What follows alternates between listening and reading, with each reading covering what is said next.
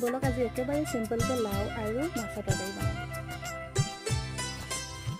গাগৰি ককালত ৰদালি দুগালত মৰু মৰু লাগে তোমাৰে ৰূপত লাহৰি লাহৰি এটি এটি খোজ উঠিছে